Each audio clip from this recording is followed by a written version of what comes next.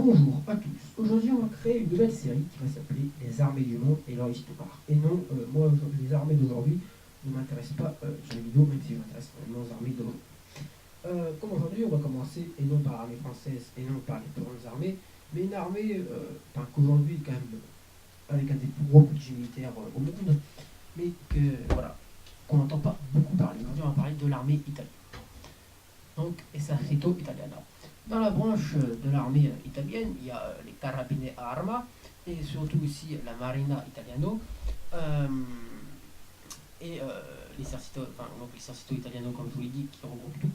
Et la excusez-moi pour l'accent, et la Aeronautica, donc, qui est l'armée de l'air, qui correspond après à l'armée française. Enfin, l'armée de l'air française, voilà. Ou à la Royal Air Force. Donc, voilà. L'armée italienne a été créée en 1868. Comme vous voyez, l'armée italienne a eu un passé assez critiqué, même toujours aujourd'hui. Je trouve, et c'est un peu dommage, car pour moi, je considère comme une très bonne armée, par leur courage. Surtout par leur courage, qui ont été prouvés, par exemple, en Libye, pendant la guerre de Libye, en Grèce. Voilà, donc pas mal de choses. On dit souvent que l'armée italienne a échoué partout et a gagné très peu de batailles. Enfin, moi, je ne suis pas tout à fait d'accord, car l'armée italienne faisait face à plusieurs, par exemple, en Libye, dans les plaines libyennes, faisait, donc en 1942, 41, et ben, l'armée italienne faisait face à plusieurs armées, à l'armée française, à l'armée anglaise, enfin à la France libre plutôt, et aux plein d'autres armées du monde. L'armée italienne, certes, une fois les Anglais ont mis en déroute l'armée italienne qui était à 220 000 hommes, et l'armée anglaise était seulement à 30 000 hommes, mais ce que je veux dire par là, c'est que l'armée italienne était sous-équipée. Voilà, les tanks n'étaient pas super, c'était les pires tanks pour l'instant, comme le Matilda anglais. Pourtant, le Matilda anglais, c'était pas le meilleur. Voilà, excusez-moi, je suis un peu souffle. L'armée italienne, je trouve qu'elle a été un peu trop critiquée, mais il ne faut pas oublier que le drapeau italien vient du duché de Sardaigne, donc lui qui a envahi l'Italie pour réunir l'Italie. L'Italie était divisée en plusieurs morceaux, comme vous savez. Et donc il y avait Venise, il y avait Florence, et le duché, et le duché a tout regroupé, les troupes, a regroupé une armée de 100 000 hommes avec l'aide des Français pour reconstituer l'Italie. Donc la France, c'est un peu les créateurs de l'Italie, il ne faut pas dénier ça. Et le duché de Sardaigne a repris l'Italie. Et un jour, elle a mis Rome était protégée par l'armée française, et les Italiens donc, le duché de Sardaigne a décidé de prendre Roma, qui était protégée par l'armée française.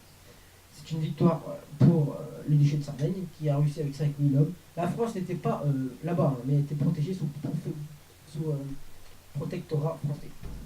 Et après, ça déclenchera quelques petites polémiques entre la France. Donc, voilà, je crois que j'ai fait pour le tour. Et maintenant, on va parler de la présence italienne en Russie. Donc, l'armée italienne a beaucoup été présente en Russie.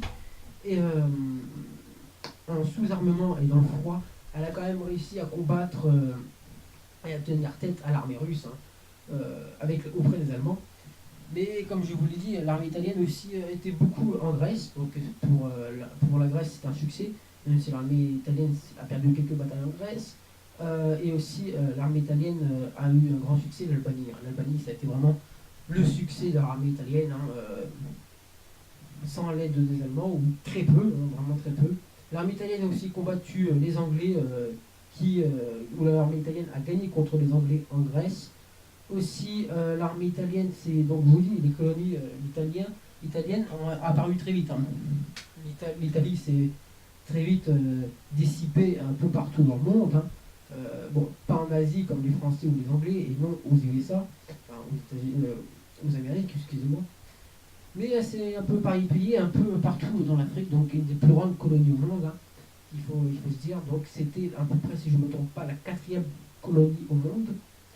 Et l'Italie a eu un beau passé quand même si on critique énormément l'armée italienne, moi je suis pas trop d'accord, parce que même si elle a perdu pas mal de batailles, c'est un pays qui a eu pas mal de batailles, son armée était réputée comme la plus courageuse, hein, une des plus courageuses du monde. Et ça, il faut souligner, même sous armement, ils n'avaient pas peur d'aller au combat.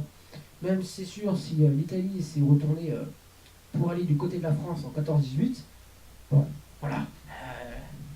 Pas mal de pays hein, qui se sont retournés. Hein. Il y a aussi les Anglais, il y a aussi les Français, il y a eu pas mal de pays qui sont retournés pour aller avec l'autre. Hein.